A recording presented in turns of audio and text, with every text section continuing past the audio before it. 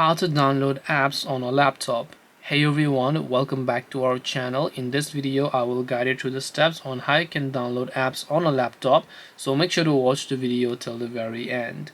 Now if you would like to download apps on your laptop, it's actually quite very simple to do so, because all you have to do is, first of all, depends on what kind of apps. If you're talking about the stock Windows apps that you'd like to download, you can always get them from a Microsoft Store. So you can open up Microsoft Store on your Windows here, and then you should be able to search for apps, games, movies, and any other thing that you wish in this case. And once you search for them, you should be able to install. So you can see WhatsApp, you have Facebook, Instagram, Netflix, CapCut, Messenger, as well as also some of the games that they do provide you. So you can go ahead and check that out. Now if it is, let's say, a external file, which could be a setup file that you want to install, now depending upon the file that you have to get them from your Chrome and from your website, and then you should be able to double click and install them.